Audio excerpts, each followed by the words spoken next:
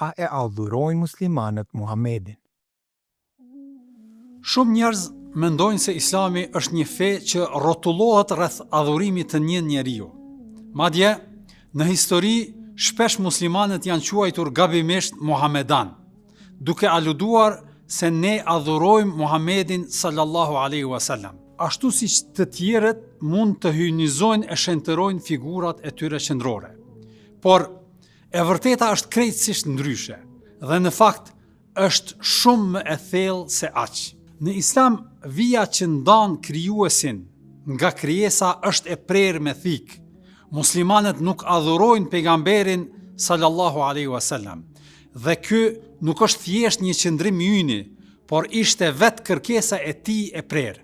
Adhurimi i drejtohet vetëm Allahut. Çdo lutje, çdo falje, çdo përulje dhe çdo akt devocional shkon vetëm tek Zoti.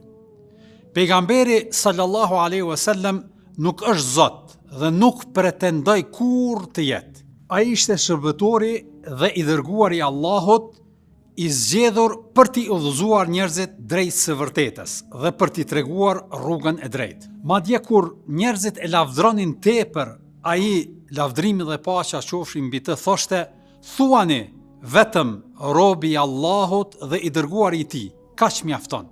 Kjo tregon qartë se çdo nderim dhe dashuri ndaj tij nuk duhet të tejkaloj kufit e adhurimit dhe shëntërimit të tij. Por kjo nuk do të thotë se muslimanët nuk e duan apo nuk e nderojnë. Përkundrazi, dashuria dhe respekti ndaj tij janë të jashtëzakonshme. Ata e përmendin emrin e tij me selam, lavdrimi dhe paqja qofshin mbi të. E ndjekin shembullin e tij në moral, sjellje dhe adhurim, dhe e duan më shumë se veten e tyre.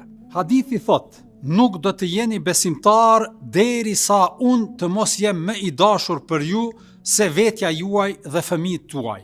Kjo dashuri e madhe nuk është adhurim, por një përkushtim shpirtëror që shërben për të udhëhequr zemrën drejt Allahut. Shpesh njerëzit mendojnë gabimisht se muslimanët e adhurojnë Muhamedin sallallahu alaihi wasallam, thjesht sepse kjo dashuri dhe nderim janë të dukshme dhe të fuqishme. Por çdo dashuri dhe nderim që muslimanët i japin atij është gjithmonë në kuadër të monoteizmit absolut.